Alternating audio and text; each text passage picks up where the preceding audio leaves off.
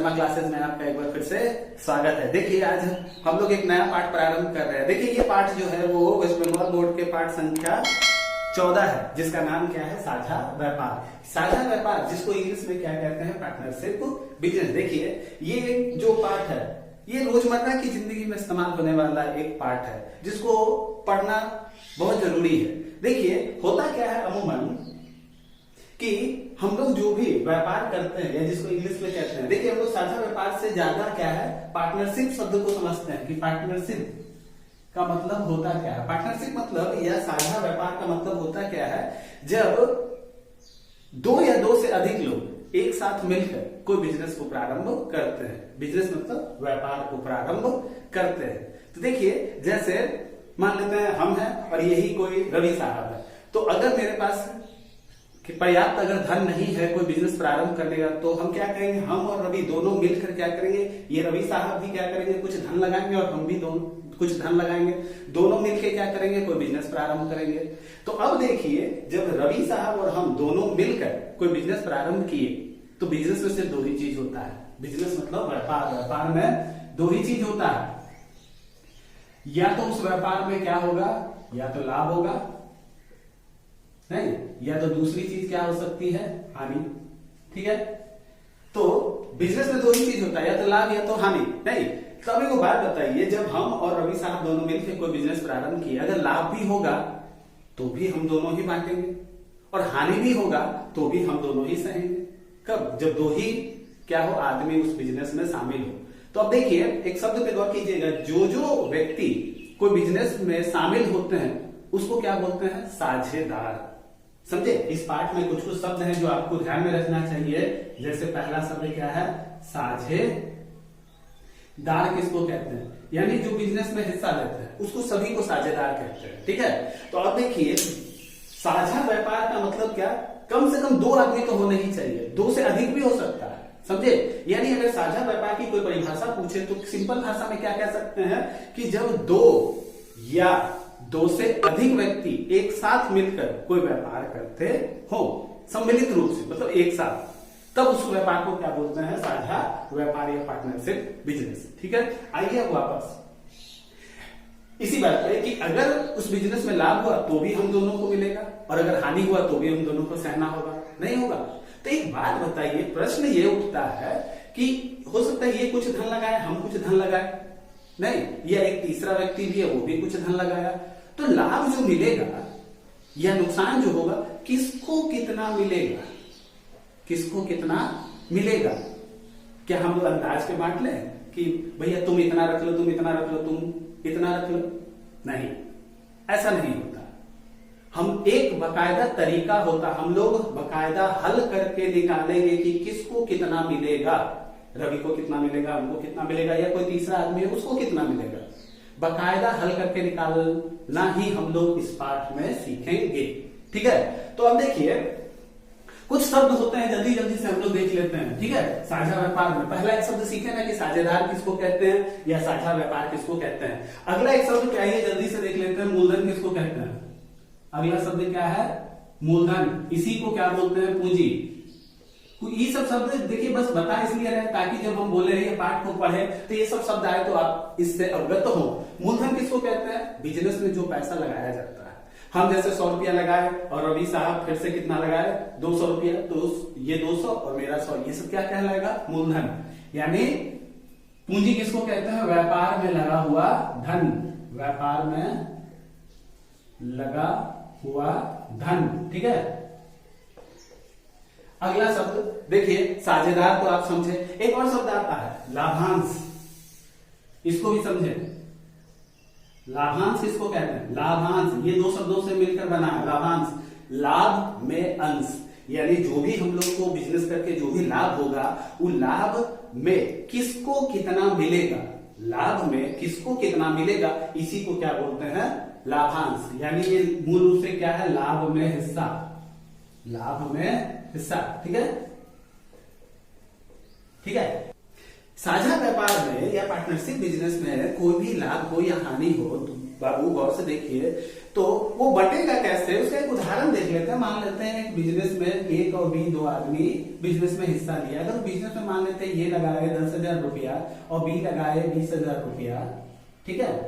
तो एक बात बताइए हमको, अगर अंतिम समय में अगर 6,000 लाभ हुआ, वर्ष के अंत में कोई भी बिजनेस हुआ 6,000 लाभ हुआ, ठीक है, तो अब बताइए ये लाभ बटेगा कैसे?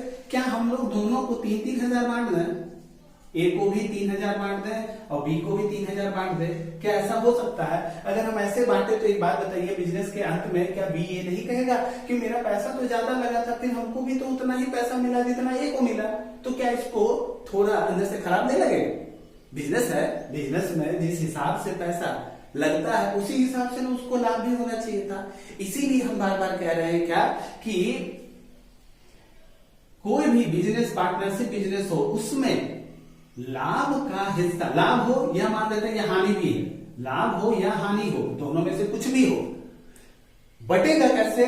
तो दोनों ही क्या होते हैं, उनके मूलधन के अनुपात में बढ़ता है। देखिए एक तरीका ये है, सबसे जनरल तरीका यही है कि मूलधन जिस अनुपात में लगा है, इसका देखिए 1,000 है तो इसका दुगना है उसका, तो लाभ भी उसी हिसाब से होना चाहिए था ना। तो यानी ये तरीका सही नहीं है। उसको कितना अंदाज पे मिलना चाहिए था? इसको मिलना चाहिए था 2,000 और उसको मिलना चाहिए था 4,000, तब ना कहते हैं। देखिए देखो, मूलधन भी इसका डबल है, ये डबल पैसा लगाया ना इसका, तो लाभ भी इसको इससे डबल किया। तो यानी एक तरीका है लाभ को बांटने का। तो यानी इस पार्ट में हम लोग मूल रूप से क्या पढ़ेंगे? यही पढ़ेंगे कि किस हिसाब से बकायदा गुना जोड़ भाग या हल करके निकालें कि किसको कितना मिलेगा। यानी एक चीज हम लोग क्या सीखे कि लाभ या हानि किस अनुपात में बढ़ता है? जिस अनुपात में पैसा लगता है उसी को मूलधन या पूंजी बोलते हैं, उसके अनुपात में, ठीक है। अब एक चीज पे आते हैं कि साझा व्यापार होते कितने प्रकार के हैं। एक कंसेप्ट और है, साझा व्यापार कितने प्रकार के होते हैं। तो देखिए साझा व्यापार जो होता है वो दो तरह के होते हैं। एक को कहते हैं सरल साझा व्यापार और दूसरे को कहते हैं मिश्र साझा व्यापार, ठीक है। पहला होता है सरल साझा व्यापार और दूसरा होता है मिश्र साझा व्यापार। तो देखिए सरल साझा व्यापार क्या होता है और मिश्र साझा व्यापार क्या होता है। देखिए सरल साझा व्यापार में जो भी साझेदार लोग होते हैं, यानी जो जो पैसा लगाए हैं बिजनेस में, सबका पैसा एक निश्चित समय के लिए लगा रहता है। उदाहरण के लिए मान लेते हैं कि अगर दो आदमी है, ए बी और सी, मान लेते 3 ही आदमी है, अगर तीनों लगाए, मान लेते ये लगाए 100 रुपया, ये लगाए 200 रुपया, ये लगाए 500 रुपया, अगर तीनों का पैसा क्या हो, समय, यहाँ पे देखिए अगर सभी का समय क्या है, 1 वर्ष के लिए ही पैसा लगाया, सब के सब क्या लगाए, 1 वर्ष के लिए ही पैसा लगाए, तब इस प्रकार के ही व्यापार को क्या कहेंगे? सरल व्यापार। यानी इससे हमको क्या समझ में आया? सरल व्यापार में सभी साझेदारों का पैसा समान समय के लिए लगा होता है। यानी सरल व्यापार में समय निश्चित होता है, समय निश्चित होता है, सबका पैसा समान समय के लिए लगा रहेगा। लेकिन मिश्र साझा व्यापार किसको कहते हैं? जिसमें समय फिक्स नहीं होता, मतलब कुछ का पैसा हो सकता है। जैसे उदाहरण के लिए रवि साहब और हम हैं, मान लेते हैं रवि साहब ही है, रवि साहब का पैसा था 6 महीना के लिए लगाया और हम अपना पैसा साल भर के लिए लगाए, तो क्या समय यहाँ फिक्स है? नहीं। तब इस प्रकार के बिजनेस को क्या कहेंगे? मिश्र साझा व्यापार। यहां भी मान लेते हैं क्या, फिर से 3 व्यक्ति हैं, ए बी सी। उदाहरण के लिए अगर इसका मूलधन फिर से मान लेते हैं, उदाहरण के लिए ए का मूलधन था 100 रुपया, बी का 200 और सी का 500। लेकिन ये जो था यहां पे देखिए, मान लेते ए जो था वो 1 वर्ष के लिए पैसा लगाया, बी जो था वो सिर्फ 6 माह के लिए, 6 महीना का ही पैसा लगाया, और सी जो था मान लेते हैं 2 वर्ष के लिए पैसा लगाया, और ये टोटल बिजनेस जो चला था वो 2 वर्ष के लिए चला था। तो देखिए सबका पैसा अलग अलग समय के लिए लगा है ना। तो इस तरह के व्यापार को क्या कहेंगे? मिश्र साझा व्यापार। यानी इससे ये पता चला मिश्र साझा व्यापार में समय निश्चित नहीं होता, सबका पैसा निश्चित समय के लिए नहीं लगता, यही ना, ठीक है। तो ये 2 तरह के बिजनेस हुए। अब देखिए आते हैं हम लोग थोड़ा सवाल पे, बनाते कैसे हैं। एक चीज याद रखिएगा हमेशा कि लाभ हो या हानि हो, सबसे पहले किस अनुपात में बढ़ता है?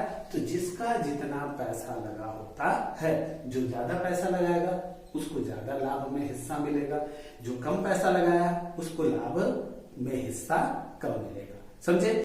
तो आइए हम लोग क्या करते हैं, आपके एक्सरसाइज का कुछ सवाल को हल करते हैं। देखिए सवाल को हल करेंगे तो आपका कंसेप्ट जरूर क्लियर हो जाएगा कि सवाल को हल कैसे करते हैं। और अगर भविष्य में हम लोग कभी जीवन में बिजनेस किए तो अगर कोई भी साझेदारी टाइप से बिजनेस किए तो किसको कितना हम लोग लाभ या हानि में हिस्सा देंगे हम लोग खुद निकाल सकते हैं। ठीक है, आइए जल्दी से पहला प्रश्न पे आते हैं। देखिए एक्सरसाइज 14 का पहला प्रश्न क्या कहता है, हम और हमारे मित्र मिलकर 15,000 और 25,000 रुपए के लगाकर एक व्यवसाय प्रारंभ किए तो एक वर्ष में 16,800 रुपए लाभ हुआ, तो बताइए किसको कितना लाभ मिलेगा।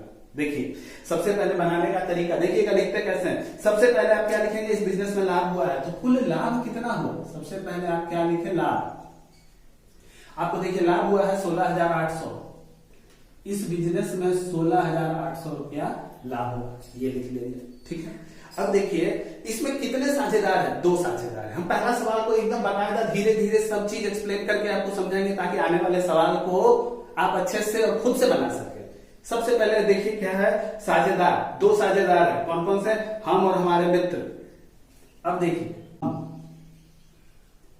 पहला आदमी या पहला साझेदार हम है और दूसरा कौन है, मित्र। तो हम यहां पे लिख देते हैं मित्र। अब देखिए पहला चीज क्या लिखेंगे कि दोनों का देखिए कितना कितना रुपया लगाया, हम जो है लगाया 15,000 और मित्र लगाया 25,000। तो उसको देखिए लिखते कैसे हैं, यहां पे सबसे पहले लिखिएगा मूलधन का अनुपात। क्या लिखिएगा, मूलधन का अनुपात सबसे पहले। ठीक है, मूलधन का अनुपात हमेशा मूलधन के, देखिए यहाँ कुछ दिया नहीं है तो हम लोग जाहिर सी बात है क्या समझेंगे कि जो जितना पैसा लगाया है उसको उतना ही लाभ मिलेगा। जैसे हम लगाया 15,000 और मित्र लगाया 25,000, तो जाहिर सी बात है इतना लाभ मित्र को ज्यादा मिलेगा और हमको कम मिलेगा। समझे? तो किस अनुपात में लाभ को बांटेंगे, तो मूलधन के अनुपात में लाभ को बांटेंगे। तो इसीलिए सबसे पहले हम क्या लिखेंगे, मूलधन का अनुपात। तो मूलधन कितना है, हम कितना लगाए 15,000, आप यहाँ लिख दीजिएगा 15,000 और इसको लिखिएगा अनुपात में, बीच में अनुपात, हम के नीचे हम का पैसा और मित्र के नीचे मित्र का पैसा। मित्र का पैसा कितना है 25,000। ठीक है, ये लिख देंगे इस तरह से। अब क्या करेंगे, सबसे पहला काम इसको देखिए काट के सरल रूप में बदलने की कोशिश करेंगे, ये दूसरा स्टेप है। ठीक है, हमेशा ऐसे ही करेंगे।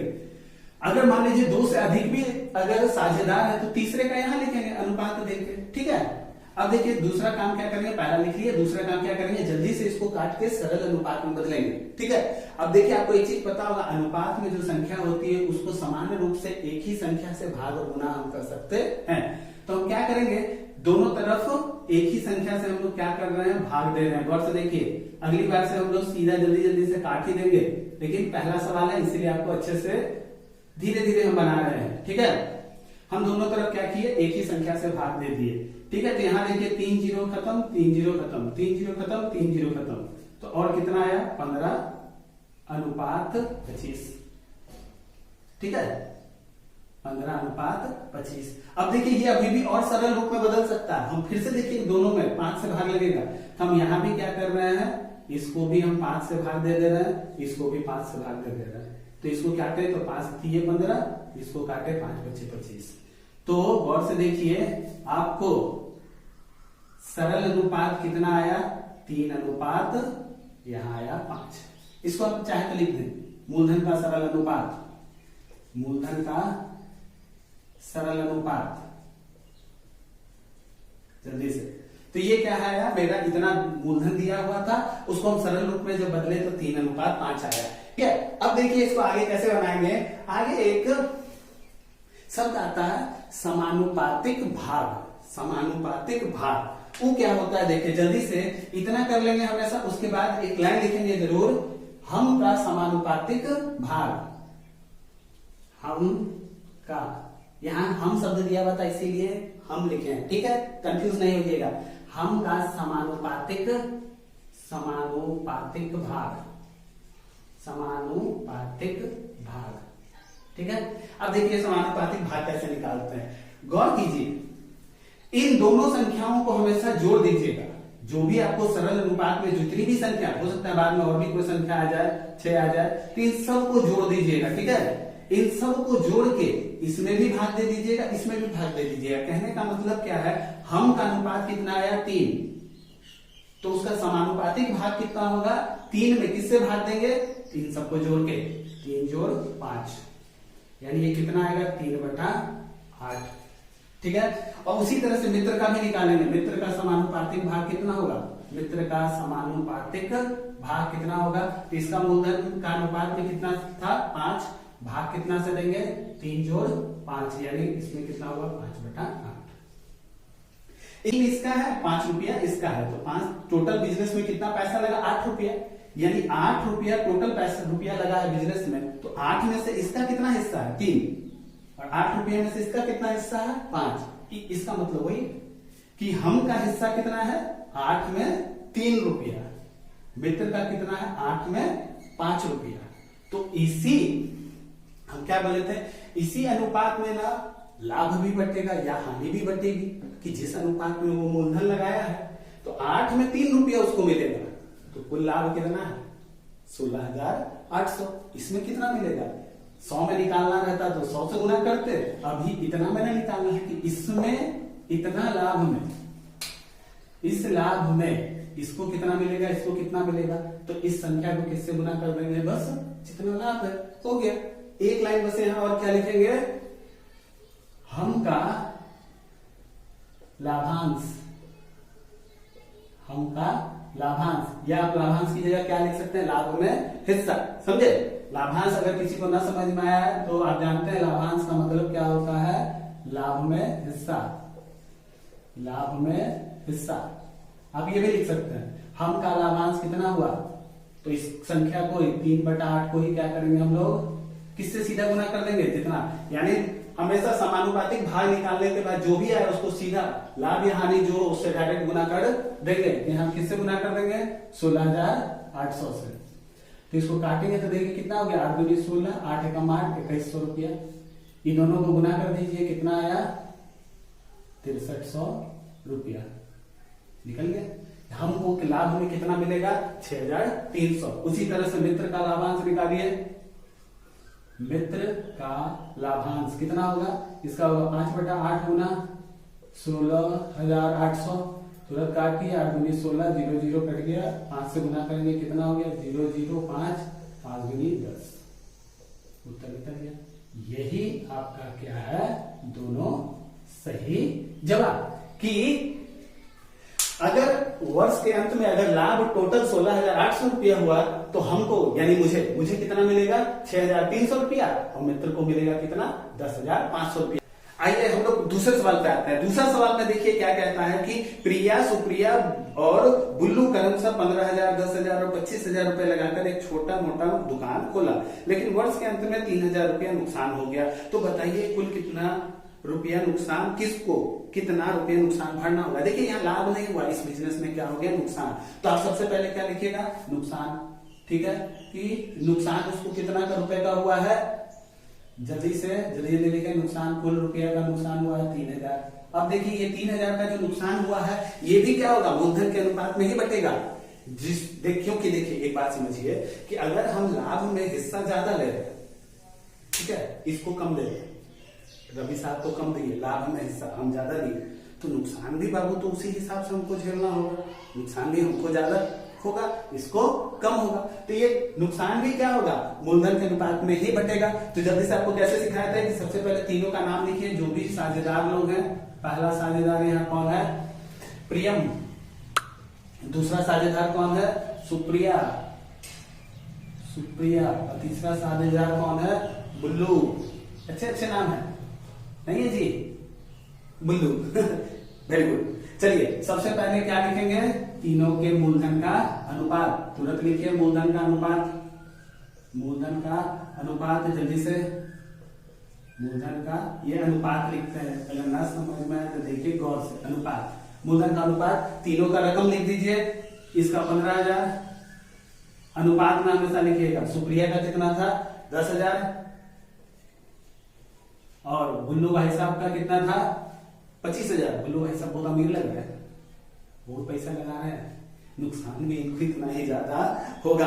ठीक है, अब देखिए सबसे पहले हम क्या बोले थे, इसको तुरंत क्या कीजिए, सरल अनुपात में बदलिए। तो सबसे पहले देखिए 3 जीरो काटते हैं, 3 जीरो काटते हैं, तो 3 जीरो अगर जल्दी से काट दें हम, 3 जीरो अगर हम काट दें, यानी इसका मतलब हम फिर से एक बार देखिए, आपको 1000 से भाग देकर दिखाते हैं। आपको कहते हैं अनुपात में एक ही संख्या से हम लोग सभी अनुपातिक राशियों को भाग दे सकते हैं। हम 3000 से भाग दिए, 3 zero 3 zero 3 zero 3 zero 3 zero कटा। इसीलिए आप चाहे तो आपको अंदाज अगर है तो डायरेक्ट काट दीजिए, तो यानी यहाँ बचा 15, यहाँ बचा 10, यहाँ बचा 25। देखिए अभी भी कटेगा, किससे कटेगा, तो 5 से अभी भी कटेगा, तो इसको भी 5 से भाग दीजिए, इसको भी 5 से भाग दीजिए, इसको भी जल्दी से 5 से भाग दीजिए। 5 3 15, 5 दूनी 10, 5 25। तो यानी आपको सरल अनुपात में कितना आया, 3:2:5। ये क्या है, मूलधन का सरल अनुपात नहीं है, मूलधन का सरल अनुपात।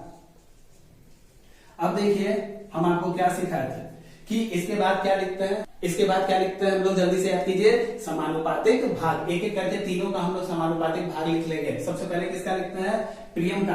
तो आप क्या लिखिएगा, प्रियम का समानुपातिक भाग।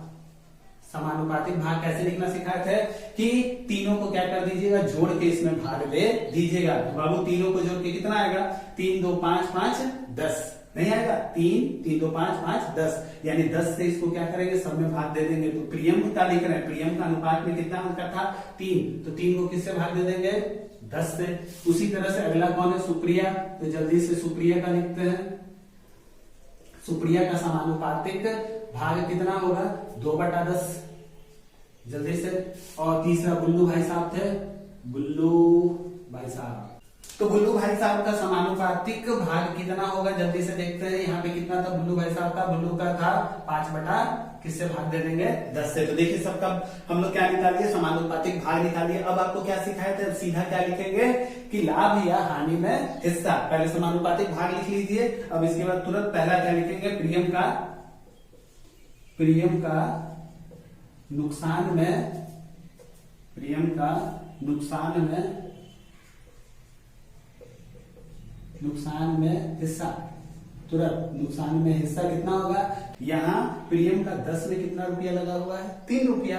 तो लाभ और हानि जो भी हो उसको भी इसी अनुपात में बंटता है। 10 में 3, तो 3000 में कितना, तो यानी सीधा 3000 से इसको क्या कर देंगे आप, जल्दी से गुना, यानी 3 गुना 10 गुना 3000। 1 0 कटा। देखिए उत्तर कितना आया, 3 3 का 900। प्रियम को कितना का नुकसान हो गया, 900 का। सुप्रिया को देखते हैं कितना का नुकसान हुआ, सुप्रिया का नुकसान में हिस्सा कितना हुआ। तो सुप्रिया का समानुपातिक भाग कितना था, 2/10, 2/10 गुना 3000। सबकी गणना तो 3000 पे ही होगी, तो इसका कितना आया, 600 रुपया इसको नुकसान हुआ। ठीक है। और सब बुल्लू भाई साहब जो अमीर आदमी थे, जो कितना लगाए थे, 10 रुपया में 5 रुपया। बुल्लू भाई साहब को देखते हैं कितना आ गया, बुल्लू भाई साहब को बहुत नुकसान हुआ है। 10 में कितना, 5, 10 में कितना, 5 रुपया। तो 3000 में कितना, देखिए 0 0 कट गया, 5 3 1500 रुपया का बुल्लू भाई साहब को नुकसान हुआ। अब देखिए यही तीनों जवाब क्या है, सही जवाब है आपका। देखिए आपके पाठ का तीसरा सवाल पे आते हैं। तीसरा सवाल बहुत बढ़िया सवाल है और इस तरह के प्रश्न ही परीक्षा में ज्यादातर पूछे जाते हैं। बस देखिए कुछ अलग नहीं है, कोई अलग कंसेप्ट नहीं है, बस थोड़ा सा तरीका अलग है। बहुत अच्छा सवाल है, इसको जरूर हल करते हैं। देखिए आते हैं सवाल पे।